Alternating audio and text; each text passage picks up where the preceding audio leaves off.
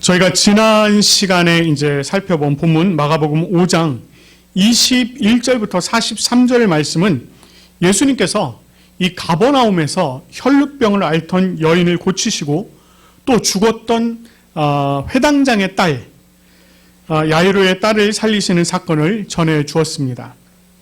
이 두 사건의 주요한 핵심을 한 단어로 표현을 한다면 그것은 바로 믿음이었습니다.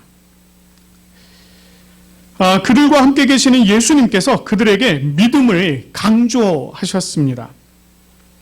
그렇게 여인의 병을 고치시고 어린아이를 살리신 예수님께서 이제 그곳을 떠나셔서 고향으로 가셨습니다. 고향, 어떤 곳입니까? 고향은 오래전부터 다양한 관계가 형성되었던 곳입니다. 그런데 지난 말씀을 보면은요, 이 예수님께서 고향을 찾으시는 시기가 좀 생각보다 늦습니다. 보통은 어떤 중요한 일이 있고 자기가 좀 잘 되고 무엇이 되면 가장 먼저 이제 고향을 찾게 되는데 그러지를 않았다는 것입니다. 이미 앞에서 예수님께서 갈릴리의 여러 지역들을 다 다니셨고 심지어 배를 타고 거라사 지역까지 다녀오셨습니다. 그런데 예수님께서 이제서야 고향에 가시는 것입니다. 왜 예수님께서 이제서야 고향을 찾으신 걸까요? 자, 우리는요, 그 이유를 4절에서 찾아볼 수 있습니다. 4절 말씀을 보면 이렇게 말씀을 하고 있죠. 선지자가 자기 고향과 자기 친척과 자기 집 외에서는 존경을 받지 못함이 없다. 이렇게 말씀하고 있습니다. 다시 말해서 선지자는 자기 고향과 자기 친척, 자기 집 외에서는 존경을 받는다. 이런 이야기입니다. 당시의 유대와 이 헬라의 문헌에요, 이와 비슷한 형식의 그런 이렇게 격언, 속담 이런 것들이 많이 있었다고 합니다. 뭐 예를 들어서 뭐 철학자가 자기 고향에서는 어렵게 산다, 뭐 이런 말이라든가 친밀함은 오히려 경멸을 낳는다, 뭐 이런 식의 이제 말들이 있었다고 해요. 예수님은 이와 같은 말을 통해서 자신이 고향과 친척과 집에서도 존경을 받지 못한다 이렇게 전하고 있는 것입니다. 특히 여기서 이제 존경받지 못하다 이렇게 이제 우리말로는 번역이 된 이 단어가요, 심지어는요 멸시받다 이런 뜻이 있습니다. 멸시를 받다. 예수님께서는 이 사실을 이미 알고 계셨다는 거예요. 고향에 가면 존경받지 못하고 멸시받는다는 걸 아셨다는 것입니다. 고향에서 존경을 받지 못하고 멸시를 받는다면 고향에 가고 싶겠습니까? 보통은 가고 싶지 않을 것입니다.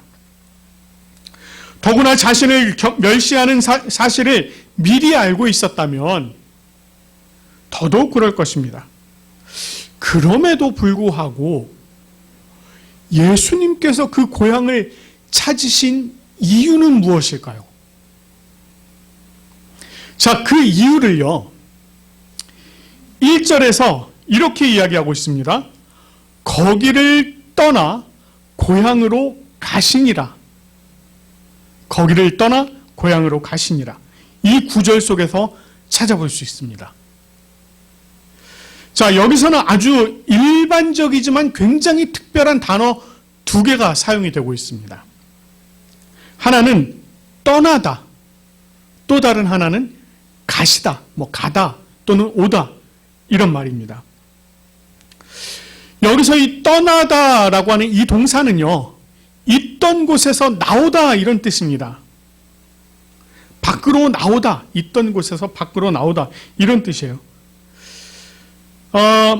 그런데 이 단어가 저희가 이미 살펴본 마가복음 1장 28절에서는 어떻게 쓰였는지 혹시 기억나십니까?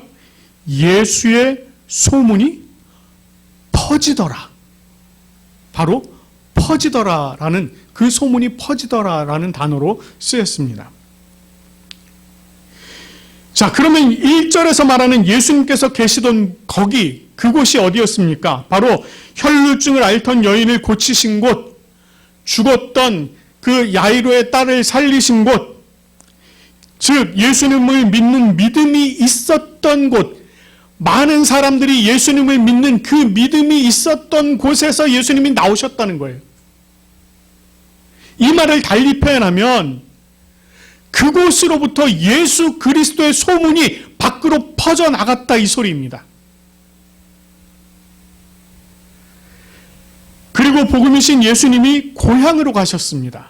여기서 가다 또는 오다라고 하는 이 말은요, 제가 여러분과 이 복음서, 이 마가복음을 나누면서 여러 차례 말씀을 드렸는데, 이게 이 종말과 굉장히 가까운 관계가 있는, 밀접한 관계가 있는 그런 단어다라고 말씀을 드렸습니다.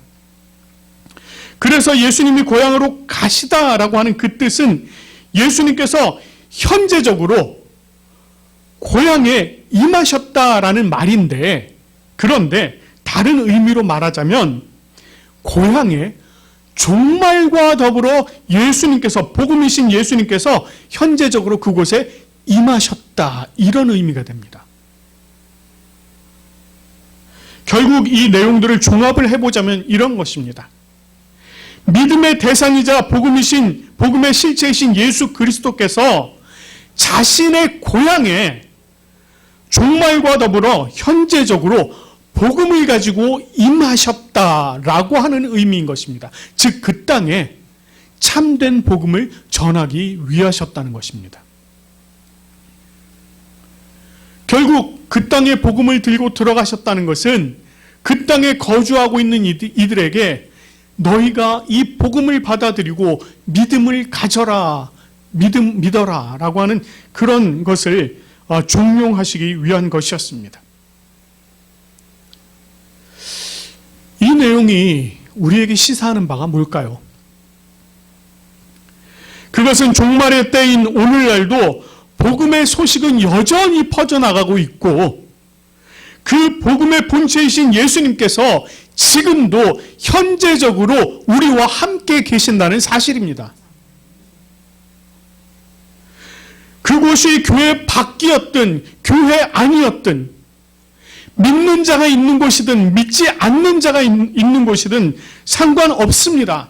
그곳에 종말이 임하고 있다는 사실을 예수님께서 전하시면서 이제 너희가 복음을 받아들이고 믿어라 라고 지금 이야기하고 계시는 것입니다. 이 종말의 때, 우리가 살아가고 있는 이 종말의 때에 예수님께서 우리에게도 복음으로 오셔서 우리와 함께 하십니다. 지금도 현재적으로 함께 하신다는 것입니다. 우리가 어느 곳에서 무엇을 하든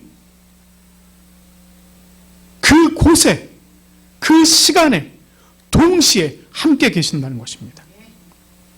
그렇기 때문에 우리는 언제 어디서든 우리와 함께 계시는, 나와 함께 계시는 그 예수 그리스도를 항상 인식하고 주님의 은혜 안에서 살아가야 한다는 것입니다.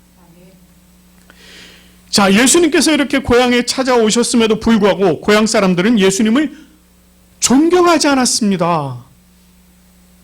심지어 예수님을 멸시하기까지 했습니다. 자, 어떤 일이 있었을까요? 이 같은 내용을 다루고 있는 누가복음 4장 15절 이후의 말씀을 보면은요, 예수님께서 나사렛, 고향인 나사렛에 가셔서 안식일의 회당에 들어가셨습니다. 그리고 그곳에서 이사야 61장 1절 2절에 해당하는 말씀을 전하셨습니다. 바로 이 말씀입니다.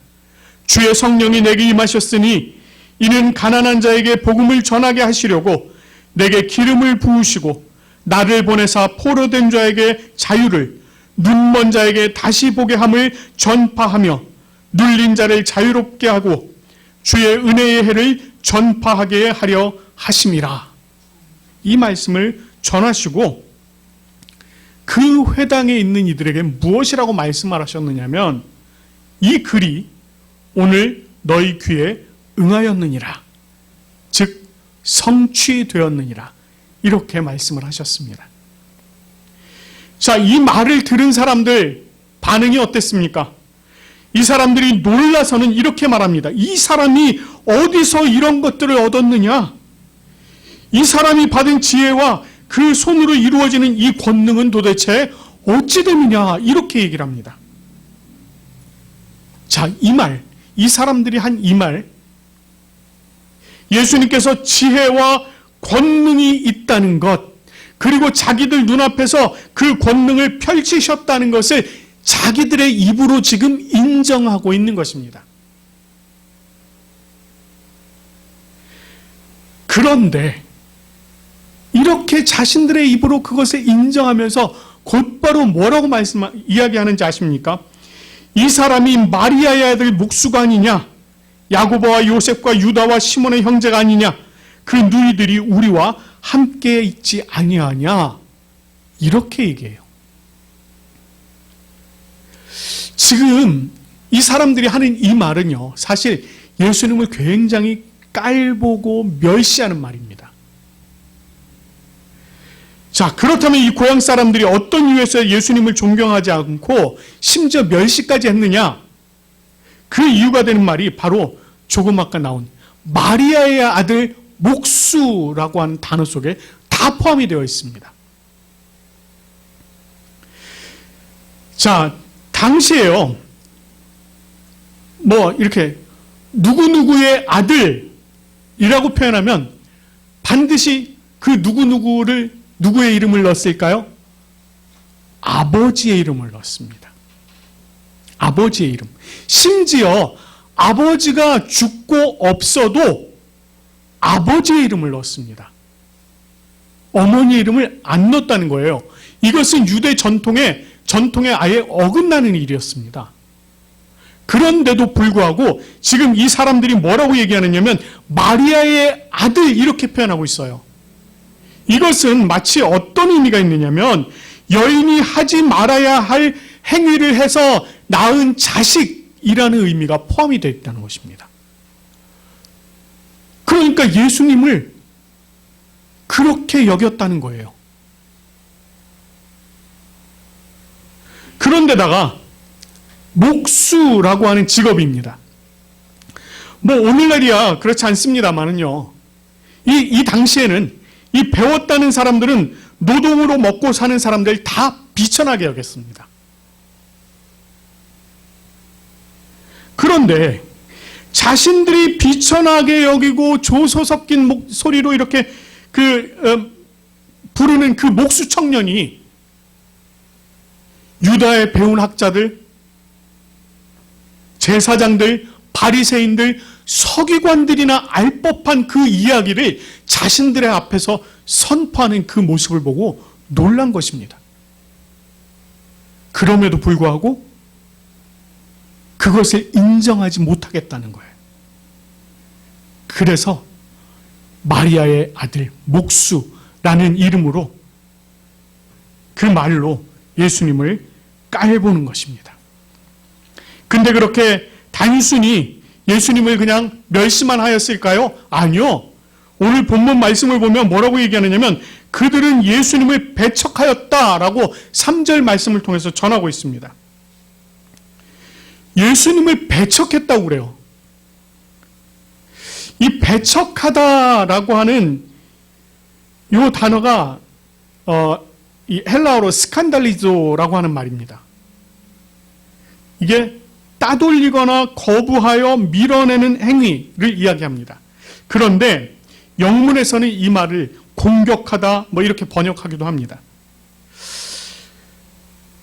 그런데 이 말이 갖는 원래의 그 본래의 뜻은요, 길에 돌뿌리가 올라와 있어서 지나가다가 그거에 채이고 비틀비틀거리다가 넘어지는 거, 이거를 표현하는 말입니다. 이 말, 우리가 흔히 아는 스캔들이라고 하는 말이 바로 여기서 나왔습니다. 이 외에도 이 말에는요, 올무를 놓다, 죄를 범하다, 이런 의미가 있습니다. 다시 말해서 예수님을 거부하면서 밀쳐내는 것, 예수님께 대항하여서 예수님을 공격하는 것, 이것들은 결국 자신이 놓은 올무에 자신이 걸리게 된다는 것입니다. 다시 말해서 더 나아가서는 자신이 범죄하는 것, 그것을 이야기하는 것입니다. 결국 여기서 예수님을 배척했다고 하는 것은 자신들이 죄를 범하였다라고 하는 그런 이야기가 되는 것입니다. 이렇게 예수님을 배척하는 사람들이요, 교회 밖에만 있을까요? 그렇지 않습니다. 이런 일들이 교회 안에서도 얼마든지 있다는 것을요, 성경은 우리들에게 이미 가르쳐 주었습니다. 그 대표적인 인물 누구일까요? 여러분, 디모데전서 1장 19절에서 20절 말씀을 보면은 그곳에 후메네오, 알렉산더라고 하는 이름이 등장을 합니다. 사도 바울은 이들이 착한 양심을 버렸고 믿음에 관하여는 파선하였다, 이렇게 전합니다. 그리고 디모데 후서 2장 17절 말씀을 보면은요, 이 후메네오 이외에도 빌레도라고 하는 이름이 또 등장을 합니다. 이들은 망령되고 헛된 말을 하여 경건하지 아니함에 점점 나아갔다, 이렇게 표현합니다. 그러면서 그들의 말은 악성 종양이 퍼져나가는 것 같았다, 이렇게 이야기합니다. 결국 바울은 이들을 사단에게 내어주었다, 이렇게 이야기합니다. 이런 일들이 오늘날 교회 안에서도 일어나고 있다는 것입니다. 너무나도 안타깝지만 말입니다. 그래서 우리는 언제나 복음이신 예수 그리스도께만 집중해야 하는 것입니다. 오직 예수 그리스도를 가까이 해야 하며 참된 진리의 말씀 위에 우리를 세워가야 하는 것입니다. 우리 부산 고백교회 모든 지체들은 참으로 예수 그리스도와 늘 친밀하게 동행하는 은혜가 차고 넘치시기를 간절히 소망합니다. 자, 예수님은 자신을 배척하는 고향에서 아무 권능도 행하실 수 없었다라고 이야기합니다. 다만 소수의 병자에게 안수하여 고치셨다, 이렇게 얘기해요. 그리고 또 뭐라고 말씀을 전하고 있느냐면 그들이 믿지 않으면 이상히 여기셨다, 이렇게 전하고 있습니다. 자, 여기서 예수님이 아무 권능을 행하실 수 없었다, 이렇게 표현을 하다 보니 이것이 마치 예수님의 한계성을 표현한 것인가, 이런 궁금증이 들 것입니다. 그러나 여기서 지금 권능을 행하실 수 없었다라고 하는 것은 스스로, 예수님 스스로 권능을 행하지 않으셨다라는 이야기입니다. 그렇다면 왜 예수님께서 그곳에서 스스로 권능을 행하지 않으셨을까요? 자, 오늘 본문에서 이렇게 얘기했다 그랬죠. 그들이 믿지 않음을 이상히 여기셨다. 자, 이 말이 바로 그 답입니다.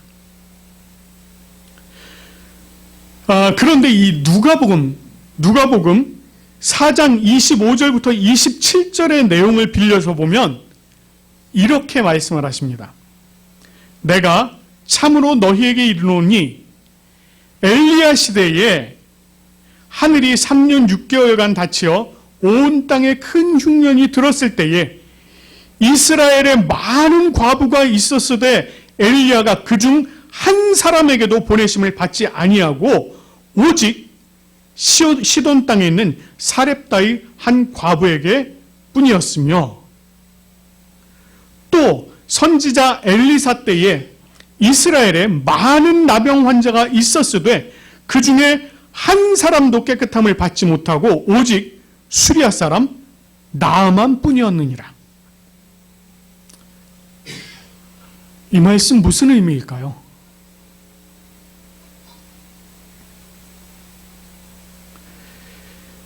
예수님께서 이 말씀을 통해서 이야기하고자 하는 것은 이스라엘 땅에, 그 당시 이스라엘 땅에 분명히 수많은 환자들이 있었음에도 불구하고, 수많은 과부들이 있었음에도 불구하고 그들에게 보냄받지 않았다. 하나님께서 그들에게 보내지 않으셨다는 것입니다.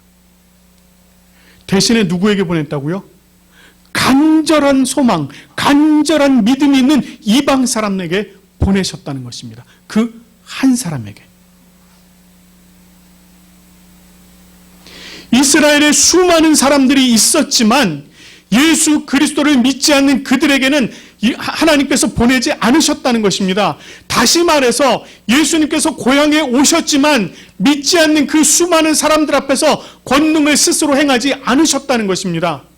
대신에 믿는 소수의 사람, 그들에게만 안수하셨다는 것입니다.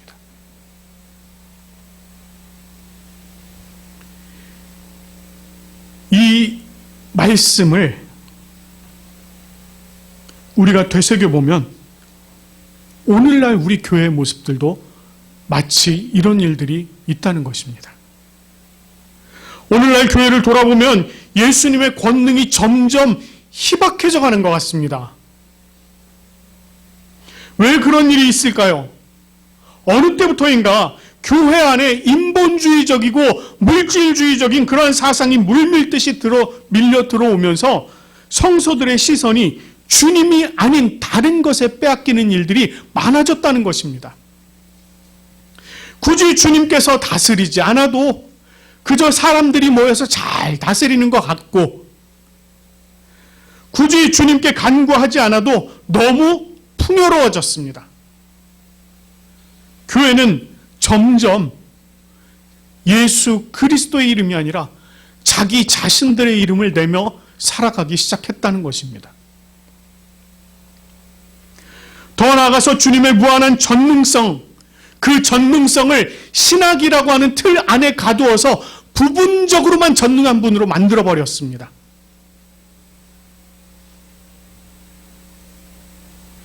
그러한 교회에, 그러한 성도들에게 예수님께서 권능을 베푸실까요? 그런 의미에서 참된 복음이신 예수 그리스도로 말미암아 교회와 성도들이 다시금 거듭나야 되지 않겠습니까? 오늘 우리에게 주신 이 말씀을 통해서 우리 자신을 좀 돌아보기 원합니다. 우리 자신의 믿음을 다시 한번 점검해 보시기 바랍니다.